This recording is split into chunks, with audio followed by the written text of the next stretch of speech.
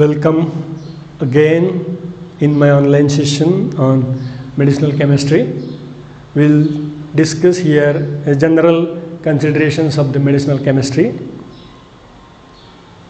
Drug action.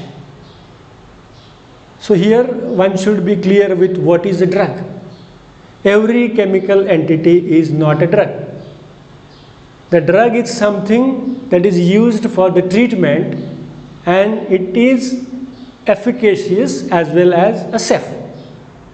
A chemical entity, if it is safe and efficacious, if it is found safe and efficacious for the treatment of any particular disease, then such a chemical entity can be approved as a drug and can be used in the treatment, in the clinical practice.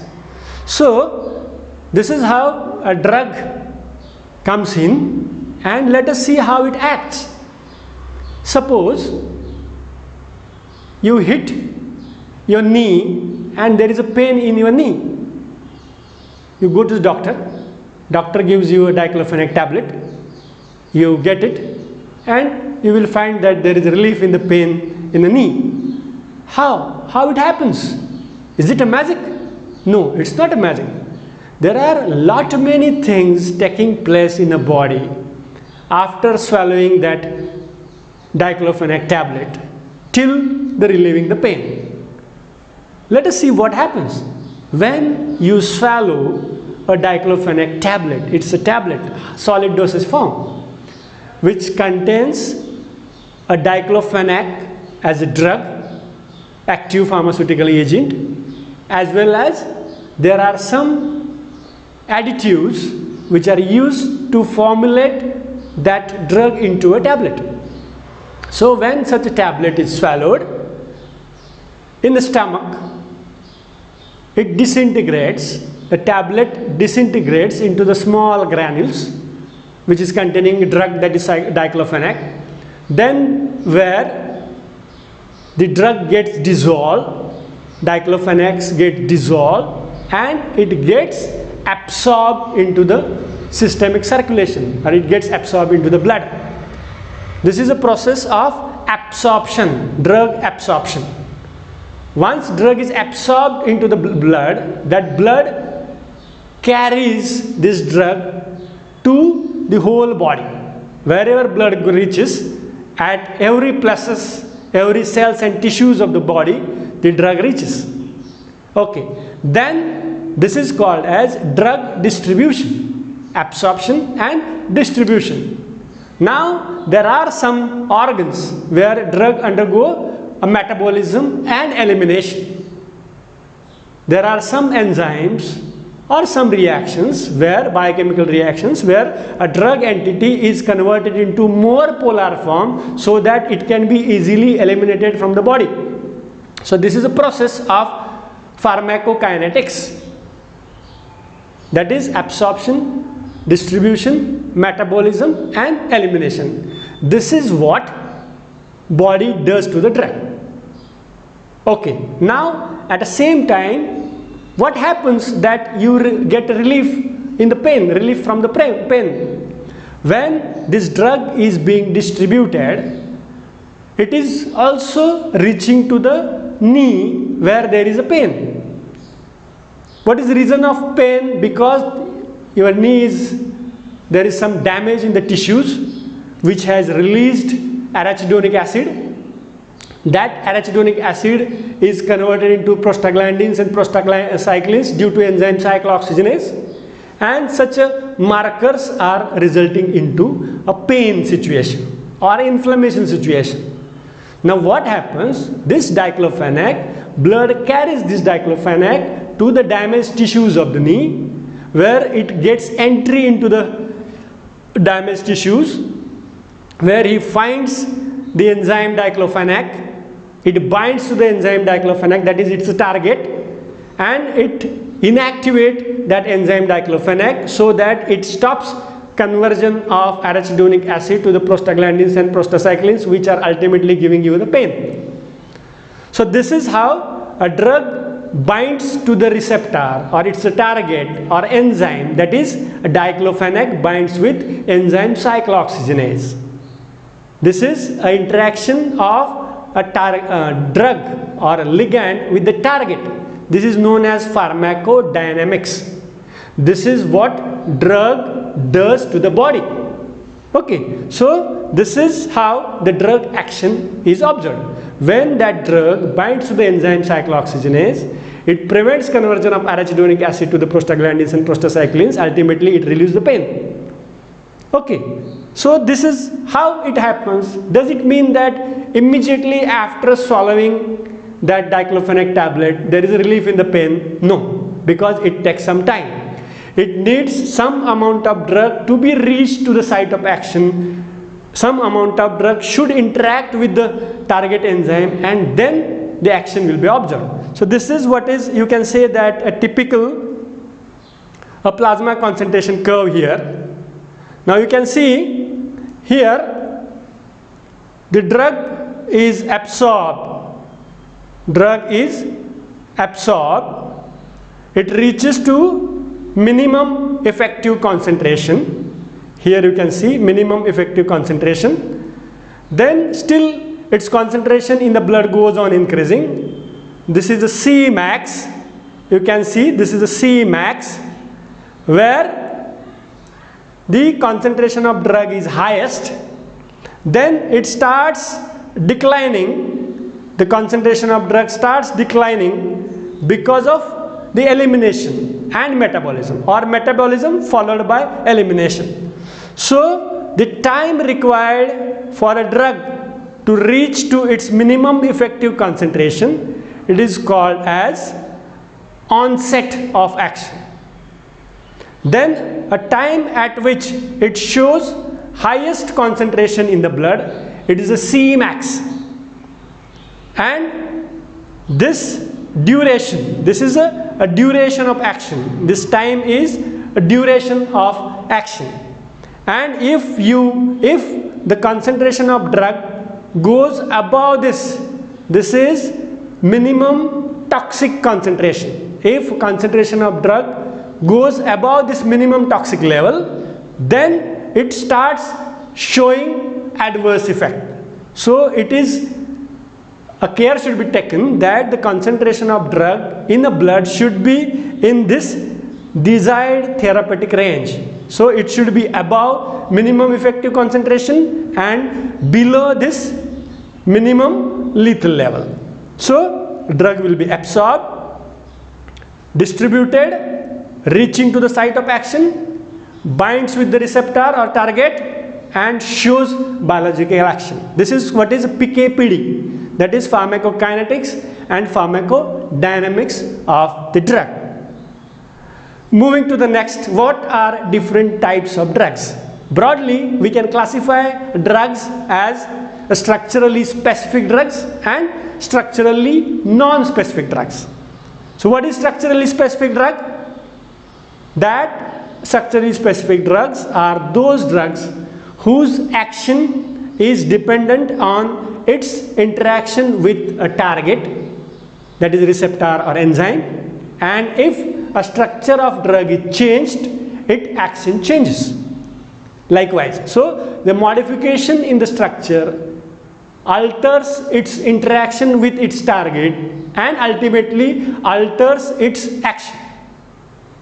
Whereas structurally non-specific drugs, their action is independent of its structure.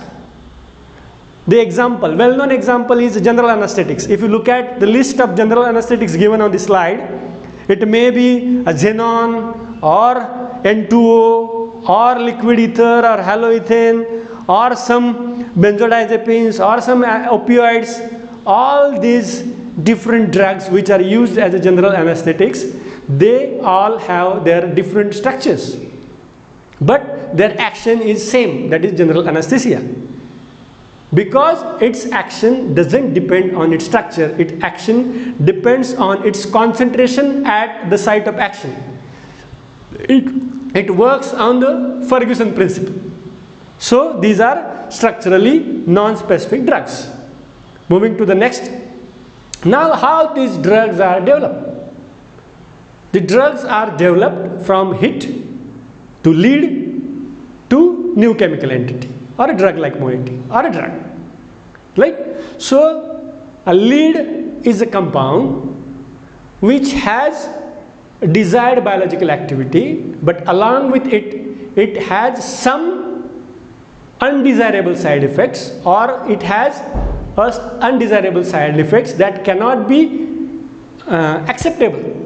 So these side effects needs to be reduced. So the lead needs to be optimized so as it shows more activity, more efficacy and less toxicity, so that it can convert into the drug. So how this lead were found, how to search lead? There are various methods by which lead can be found. That may be a serendipity or random screening, non-random screening, metabolite studies, clinical observations, or a rational drug design. Let us see how these methods were useful up till now, or in future also, how these methods could contribute in the drug design. The well-known example of serendipity is discovery of penicillin. What is serendipity? It is accidental discovery. The penicillin was discovered accidentally. The biologist or microbiology scientist Alexander Fleming, he was working on a microorganism strains like Staphylococcus aureus in his lab. So one fine day he decided to go on vacation, so he closed his lab and went on vacation. A week after he came in, he opened his lab where he kept there his plates containing Staphylococcus aureus culture. He found that on the plates where he wanted to grow Staphylococcus aureus, there are some regions on the plate where there is no growth. There are some regions on the plate where there is no growth of the Staphylococcus aureus. He tried to identify what is the reason. What is the reason of no growth in particular area? Where he found that there is some contamination on the plate, and because of that contamination or around that contaminant, there is no growth of Staphylococcus aureus. Then he tried to find why. What is the reason? Why around this contaminant there is no growth? So he identified that this contaminant is a fungus. It was a fungus known as Penicillium chrysogenium. And this fungus, it releases secondary metabolite, and that secondary metabolite released by that fungus is antimicrobial, so no growth. And then after he identified the released secondary metabolite from that fungus Penicillium notatum or Penicillium chrysogenium, that was a penicillin, that is penicillin Z or benzyl penicillin. This is how the penicillin was accidentally discovered. Now, when this penicillin was discovered, it was given by a parenteral route. If you look at the chemistry of penicillin, then you can see that it contains this beta-lactam ring, 4-membered beta-lactam ring. This 4-membered beta-lactam ring is fused with 5-membered thiazolidine ring, and this total is called as a Panum ring system. To this Panum ring system, at 6th position, acyl amino side chain is connected. At 3rd position, there is a carboxylic acid group, and this is intact molecule, or this is intact nucleus of the penicillin type of antibiotics. Now this penicillin G, a natural penicillin G, was inactive by oral route. When it was discovered, it was required to be administered by injectable route, because if it is given by oral route, it was found inactive. Then he tried to find a reason why it was inactive, where it has been found that this penicillin, natural penicillin, to show its antimicrobial activity, because it is inhibitor of enzyme peptidoglycan. which is involved in cell wall synthesis of microorganisms, right? So this enzyme transpeptidase inhibitor, penicillin, it needs intact beta-lactam ring to show its biological activity. If anything that breaks this intact beta-lactam ring, penicillin becomes inactive. And this beta-lactam ring can be damaged in acidic condition and also in a basic condition. In acidic condition, either it rearranges, it changes, or it opens to generate other degradation products like phenylic acid, penicillamine, phenaldic acid, or penicillaldehyde. Such a conversion, chemical conversion of penicillin leads to its inactivation. Or in a basic condition, it converts into penicilloic acid by opening this beta-lactam ring, and further it may go to the penicilloic acid. So this is how penicillin can be deactivated in acidic as well as basic conditions, so it is orally inactive. The other thing that could inactivate a natural penicillin, that is benzyl penicillin, is enzyme beta-lactamase. This enzyme beta-lactamase is generated by some class of microorganisms. This natural penicillin G is only active against gram-positive bacteria. It is not active against gram-negative strains, because gram-negative bacteria generate enzyme beta-lactamase that inactivate penicillin by acting on this beta-lactam ring of the penicillin. It acts here and it opens the beta-lactam ring. Even a cephalosporin, it is another class of beta-lactam antibiotic. It also gets inactivated due to enzyme beta-lactamase produced by gram-negative strains of bacteria. It opens the beta-lactam ring, generating these inactive metabolites. This is how the benzyl penicillin can be deactivated. So this is what is the limitation of natural penicillin, that is benzyl penicillin. So then after, research moved on to the generation of some semi-synthetic penicillin analogs that could be given by oral route, so that could be stable in acidic as well as alkaline environment, and to generate a broad spectrum penicillin analogs that could be active against gram-positive as well as gram-negative strains of the bacteria. So here the modifications at the side chain has been done, and the ampicillin, amoxicillin, methicillin, cloxacillin, dicloxacillin, likewise various semi-synthetic penicillin analogs were developed. They can be given by oral route. They are stable in acidic as well as basic environment, as well as they are showing activity against gram-positive or gram-negative strains. That is, their spectrum of activity can be improved by structural modifications in the basic penicillin. That is a semi-synthetic one. Now, the another well-known example of serendipity is a discovery of benzodiazepine class of drugs, diazepam.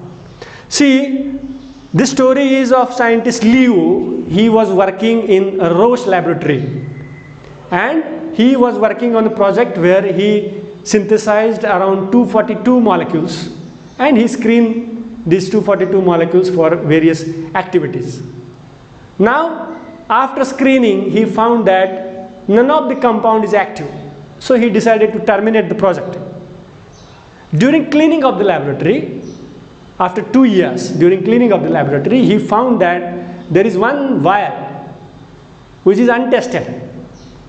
So he decided to test this compound which is untested in order to complete the formality of the project, and that compound was tested and found a fantastic activity on central nervous system, and it was a librium, that is chlorodizep oxide. Now, then after, In 30 years, this benzodiazepine was discovered. It is benzodiazepine 7-member ring system, which is acting on as a GABAergic agonist. Now all benzodiazepine analogs are there in the market because of accidental finding of chlorodiazepoxide, because just to complete the formality he decided to test that untested vial which was containing chlorodiazepoxide. So this is accidental discovery. Now other method like random and non-random screening. Random screening means what? Just have a chemical compound and screen for this activity, that activity, and all this. Okay, if you find something, then you can proceed in this direction. If you don't find anything, forget. Likewise, this is a random. It is a time consuming one, no rational. So in order to reduce some time in the random screening, the other way they found that non-random screening. Suppose you have 100 compounds, different compounds, then group them according to their structures. These 10 compounds have some structural similarity, other 10 have some different structural similarity, and instead of screening all 100, one can screen the representative of a particular chemical class, right? And whether that representative compound shows any activity, then screen in detail about the different compounds from the same class. Likewise, so this is a non-random screening. So by this way, random screening and non-random screening, the well-known antimicrobials or antibiotics like streptomycin and tetracyclines were discovered. Now the tetracycline also have some chemical instability, you can say. The tetracyclines, if you look at the ring, it is, there are 4 rings, 4 fused rings, so it is a tetracycline. Out of that, ring A is aromatic and rest are non-aromatic. Okay, look at the structure of tetracycline. This is one ring. Out of these 4 rings, one is aromatic and others are not. Now this is a minimum structural requirement for tetracyclines to show antimicrobial effect. This tetracycline in acidic condition or in a basic condition alters its basic structure. If you look at this, in acidic or in basic condition, there is alteration in this original tetracycline molecule into a different one, and because of that it inactivates the tetracycline. So in order to improve its stability and in order to improve its efficacy, the tetracycline molecule, if you look at this, they were structurally modified into chlorotetracycline or oxytetracycline, doxycycline, and all other tetracycline analogs by making alterations at here. By making alterations at here to give some different stable molecules which could be better active than original tetracycline molecule. Now the other way by which the drug molecules or a lead could be identified, that is metabolite studies.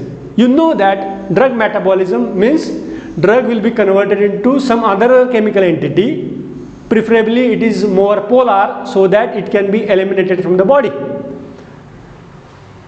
Sometimes metabolites are better active than the original one.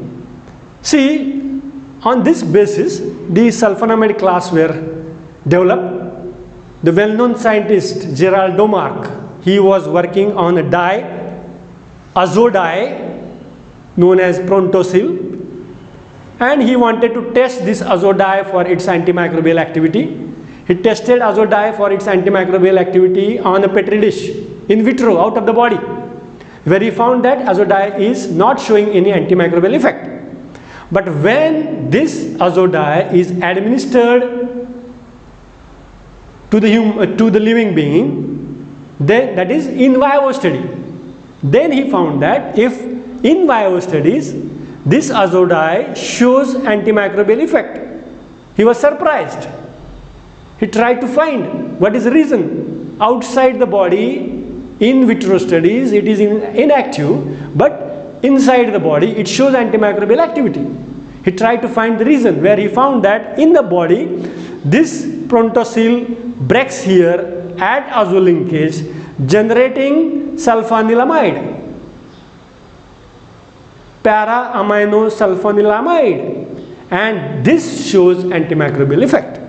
Now this sulfanilamide is a lead molecule in development of sulfonamide class of drugs.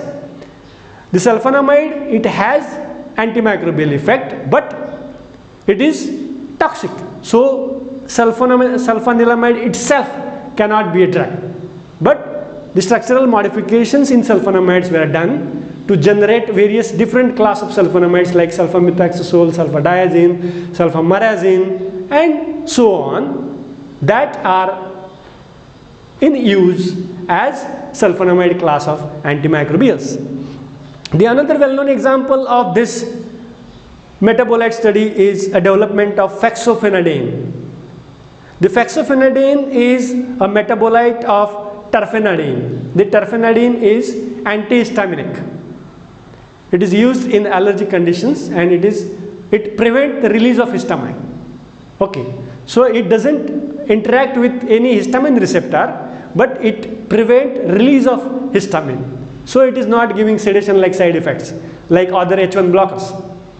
But while during the study, it has been found that this terfenadine converts into fexofenadine by oxidation of this methyl group, and this one, its metabolite is more active than previous terfenadine.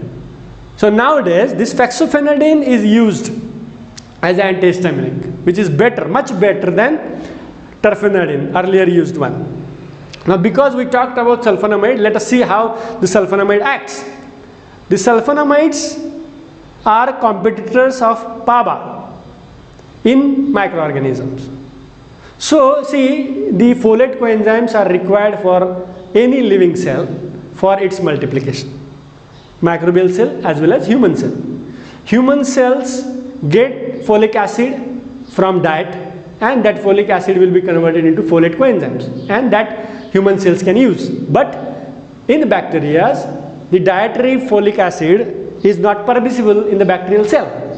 So bacteria, they have to find their own way to synthesize folic acid and folate coenzymes. So bacteria generate their folate coenzymes from dihydropterin pyrophosphate and PABA.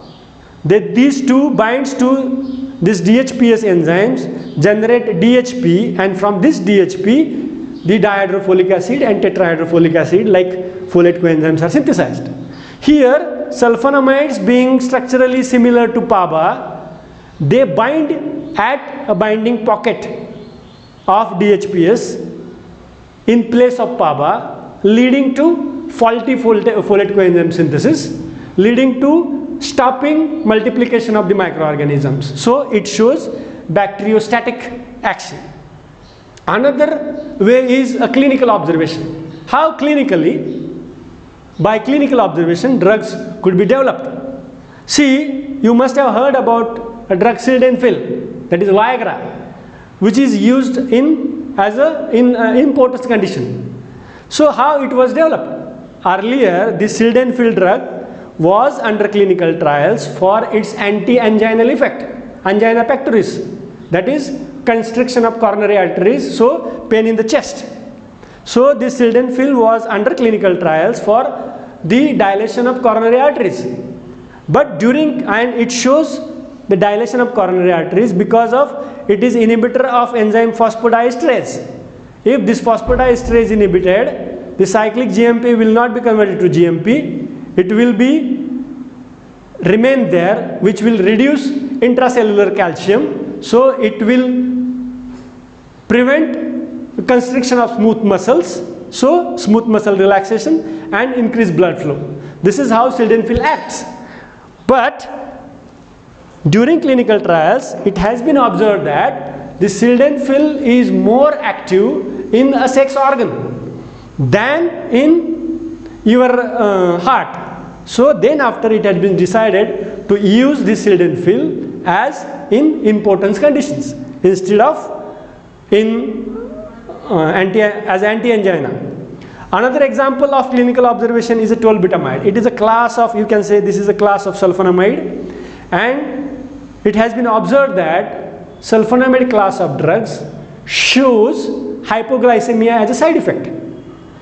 So the scientists decided to enhance this hypoglycemia side effect, and they resulted into development of tolbutamide as an oral hypoglycemic agent, and it has been used as an oral antidiabetic. So this is an observation by which a sulfonamide class of drug can be developed into antidiabetic tolbutamide class of drug. Now this is what we talked about, how the drugs or leads could be identified and ultimately drugs were developed. But nowadays the rational way of drug design is coming in, and this rational way of drug design will be based upon the interaction of drug or ligand with its target. So if one knows the structure of drug and its target, then we can computationally check whether such kind of interaction in the body is possible or not. So how this is done, this computer aided drug design, for that one should know either structure of target or structure of ligand or both. Suppose if we know the structure of protein or target and structure of ligand, in that case we can go for structure based drug design like docking and all. This can be done by which the drugs can be developed. Okay, if suppose you don't know the structure of ligand, but if you have a structure of target, we can go by de novo drug design. Means this is like, you know, the finding a key. If you have a lock and key model, see, lock fits, key fits into the lock and it opens. If their levers are matching properly, then only that key can fit. Now here, if you know the key, if you know the lock, then you can develop a duplicate key. It's easy way, right? Here in this case, if you imagine that lock and key, here you don't have a key, you just have a lock. So from the internal structure of that lock, the internal levers of that lock, we have to generate a second key that could open the lock. This is what is a de novo design. Then here, if a structure of target is not known, means a structure of lock, you don't have a lock, but you want to develop a duplicate key from existing key. So this is what is a ligand based drug design, a QSAR or pharmacophore. That is what is a development of duplicate key from existing one without considering the lock. And if you don't have both a structure of target as well as structure of ligand, in that case we can't go for a computer aided drug design or a rational way of drug design. So this is what is a general fundamentals of medicinal chemistry. This is what is how drugs were developed and how they could act. Thank you.